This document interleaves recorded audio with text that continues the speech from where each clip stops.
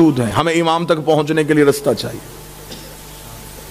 امام فرماتے ہیں کہ جب میں ظہور کروں گا تو میرا ہر شیعہ مجھے دیکھ کے کہے گا کہ میں نے تو آپ کو پہلے دیکھا ہوا۔ مولا فرماتے ہیں تمہارے اور ہمارے درمیان فاصلے نہیں، صرف گمان ہے جو تمہاری طرف سے ہیں۔ مولا فرماتے ہیں میرے شیعہ اور مجھ تک پہنچنے کے لیے جو سب سے پہلا ایک وسوسہ ابلیس میرے ماننے والے کے دل میں ڈالتا ہے وہ یہ ہے، کہاں وہ کہاں ہم۔ معصوم فرماتے ہیں یہ پہلا خیال ہے جو ابلیس اس کے ذہن میں ڈالتا ہے۔ مولانا نے پھر اسی خیال کا جواب دیا، مولانا نے فرمایا اگر تمہارا یہی معیار ہے کہ کہاں ہم کہاں تم ہم سے مل نہیں سکتے، اگر یہی منزلت ہوتی کہ تم ہم سے ملنے کی وجہ تمہارا اور ہمارے درمیان یہ ہوتا تو کبھی بھی ہم اپنی محبت تمہارے دلوں میں نہ ڈالتے۔ ایک شیعہ نے مولا سے توقیع میں پوچھا، اس نے کہا مولا میں ملنا چاہتا ہوں۔ مولا فرماتے ہم ملتے ہیں، تم پہچانتے نہیں ہو۔ اسے مولا کم ملتے ہیں؟ مولا فرماتے اکثر تم روتے روتے خاموش ہو جاتے ہو، تمہیں خبر ہے تمہیں وہ تسلی دینے والے ہم ہوتے ہیں، تمہیں وہ دلاسا دینے والے ہم ہوتے ہیں۔ امام سے ملنے کا رابطہ ہموار کیجئے، امام تک جانے کا تعلق دیکھیے۔ کسی باپ کا بیٹا گھر نہ آئے تو اسے نیند نہیں آتی، اور ہمیں خبر ہے کہ ہمارا امام زمانے میں موجود ہے۔ ہم میں سے کون ہے جو امام کو ڈھونڈنے کی کوشش کرتا ہے؟ اب ایک لمحے کے لیے یہ گفتگو سنجیدہ پہلو میں آئے گی، لیکن مجھے آپ سے 4 دن سے داد بھی لے چکا ہوں، دعا بھی لے چکا ہوں۔ یہ پیغام ہے اللہم صلی علی محمد و آل محمد۔ میں نے گھر کی مجلس میں بھی یہ گزارش کی تھی کہ کہیں ہمارا یہ امام کو بلانا کہیں یہ کوفے والا خط تو نہیں؟ خطوط تو کوفیوں نے بھی لکھے تھے امام کو بلانے کے لیے۔ ہمیں امام سے صرف امام کا انتظار نہیں کرنا، امام کے رستے کو ہموار بھی کرنا ہے۔ توجہ آپ صاحبان فرمائیں گے سرکار؟ ہمیں امام کا صرف انتظار نہیں، رستہ بھی ہموار کرنا ہے، امام سے ملاقات بھی کرنی ہے۔ امام نے تو اپنا ایڈریس بتا دیا کہ میں کب اور کہاں ہوتا ہوں۔ اب اس سے زیادہ امام کو کون شیعہ ہے جو کہے کہ مجھے اب ڈھونڈنے میں مشکل ہے؟ امام نے فرمایا ہفتہ والا دن مجھے ڈھونڈنا ہو تو مسجد کوفہ میں آنا،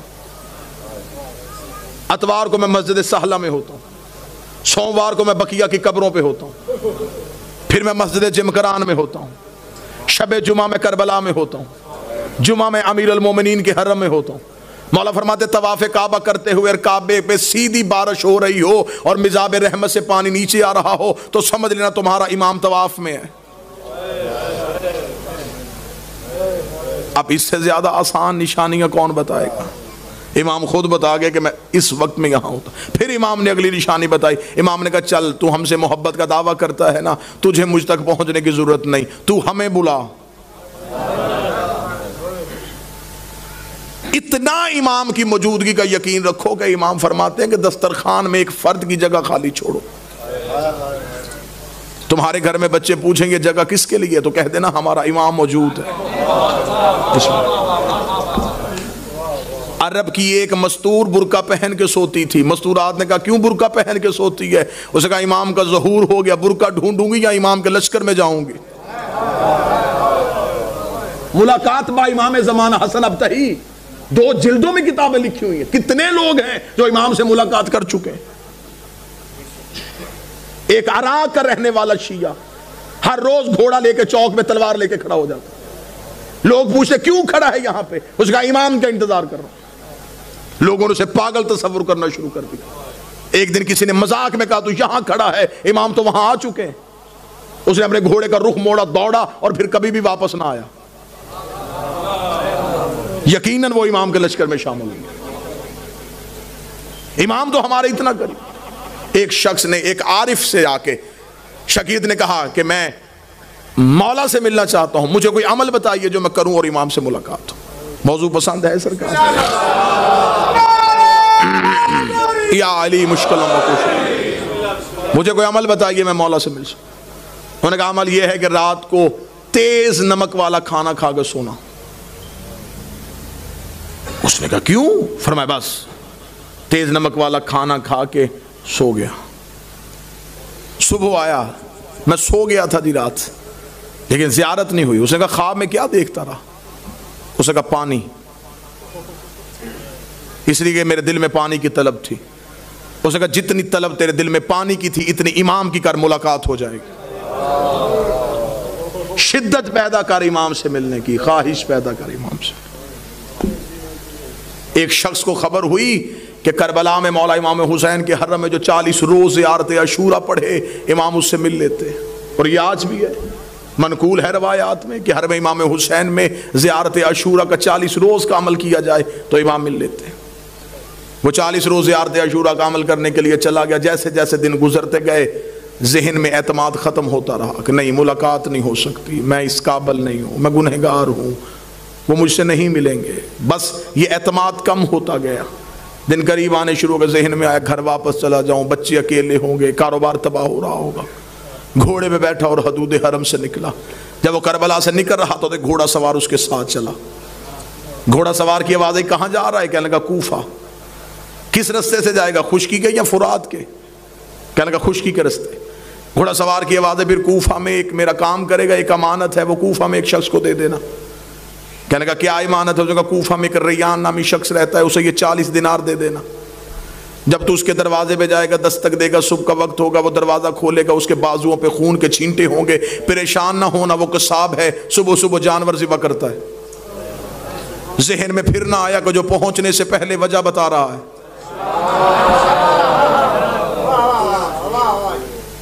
اور یہ مولا سے ملاقات کا عارفین کہتے ہیں کہ سب سے پہلا جو کام ہوتا ہے جب مولا سے ملاقات ہوتی ہے، سب سے پہلے دماغ کی سوچیں وہیں پہ رک جاتی. یہ حجت سے ملاقات کی سب سے بڑی نشانی ہے. دماغ وہیں پہ رک جاتا ہے. جب ملاقات ختم ہوتی ہے تو پھر وہیں سے شروع ہوتا ہے. اس لیے معراج کی رات ہر چیز وہیں کی وہیں رک گئی تھی.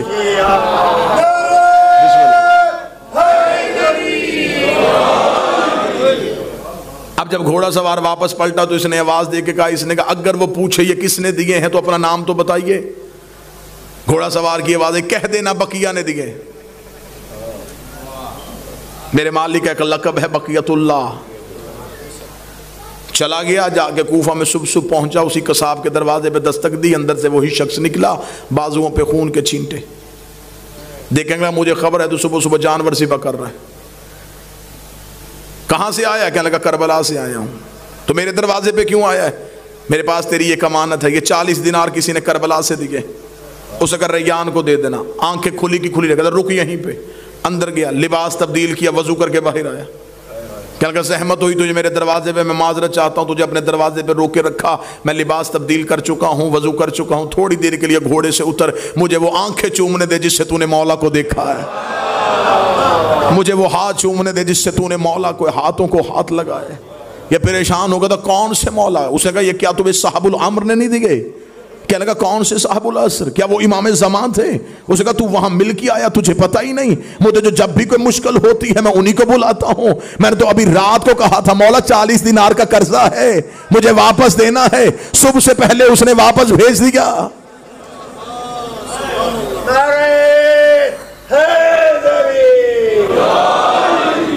مولا فرماتے اتنا مجھ پہ یقین کرو. جب تمہارا یقین اتنا بڑھ جائے گا پھر تم اپنی مشکل کسی کو بتاؤ گے نہیں.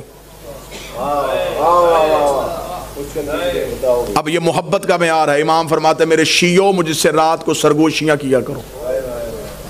سرگوشی کیا، تکیے کے سر رکھ کے اپنے دکھ مجھے سنایا کرو. امام فرماتے تو تکیے پہ سر رکھ کے مجھے اپنے دکھ سنا کے سو جا. صبح کا سورج طلوع ہونے سے پہلے تیرے دکھ نہ ٹالوں، مجھے بطول کا لال نہ کہنا. تو مجھ پہ اعتماد تو کرو، تو مجھ پہ یقین تو کرو، تو مجھ تک پہنچنے کا رستہ تو تلاش کرو.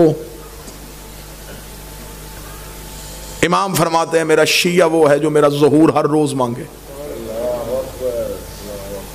وہ ساری زندگی اس کی حالت ایسی رہے جیسے اس کی کوئی چیز گم ہو چکی ہے اور وہ اسے ڈھونڈ رہا ہے. شیعہ بھی اور اسے یہ بھی پتا ہو کہ میرے وقت کا امام کہیں نہ کہیں خون رو رہا ہے.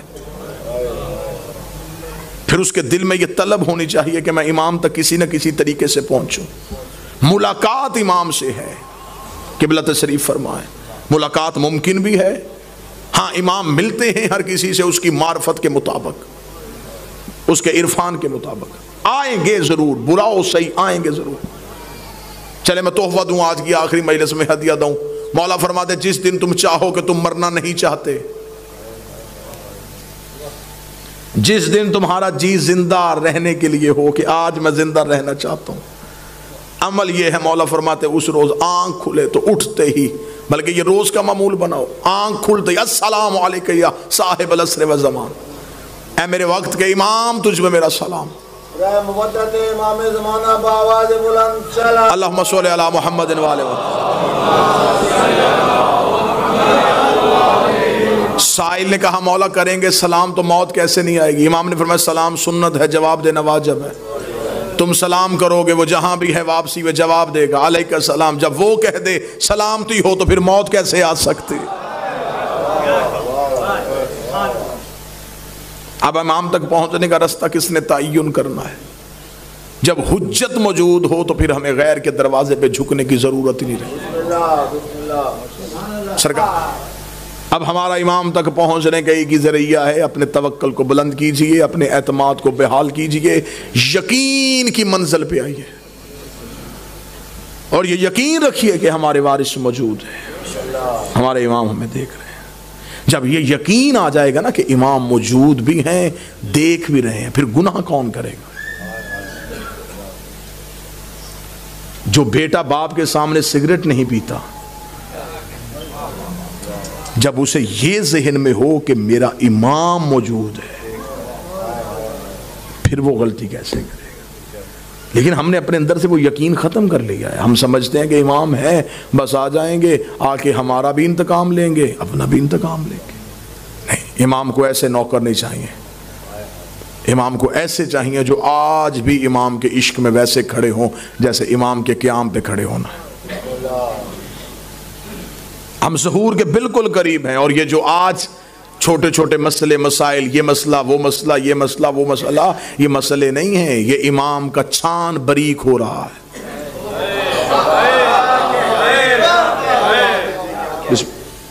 جو سب سے آخر میں گریں گے وہ 72 جیسے ہوں. مولا نے فرمایا ہمارے ظہور کے، میرے آخری بیٹے کے ظہور کے وقت سب سے مشکل چیز ہمارے شیعوں کے لیے ہوگی اپنے عقیدے کا تحفظ کرنا. مال چوری ہونے سے بچایا جا سکتا ہے، اور عقیدہ چوری ہونے کا خطرہ اس لیے بھی زیادہ ہو جاتا ہے جب چوکیدار ہی چوروں سے مل جائیں. عقائد حقہ کا تحفظ کرنا. ہم حجت کے قریب جا رہے ہیں. مولا فرماتے جب میرے شیعوں کے روزانہ کے اعمال میرے سامنے آتے ہیں تو آپ یہ جملہ سمجھیے گا، اور اس کے بعد پھر گناہ کرتے ہوئے ایک بات ذہن میں، یہ میری روایت کو ضرور آنے دیجیے. امام فرماتے جب میرے شیعہ کا گناہ میرے سامنے آتا ہے تو امام فرماتے اس ایک گناہ کو دھونے کے لیے مجھے اپنے آنکھوں کے آنسو لہو والے استعمال کرنا. مولا اپنے آنسوؤں سے اس شیعہ کے اس گناہ کو دھوتے، دھو کے کہتے ہیں میرے اللہ یہ مجھ سے محبت کرتا تھا، بے خبری میں گناہ کر گیا. اس لیے مولا نے فرمایا میرے شیعوں ہمارے لیے شہرت کا باعث بننا، میری آنکھ میں آنسو کا باعث نہ بننا.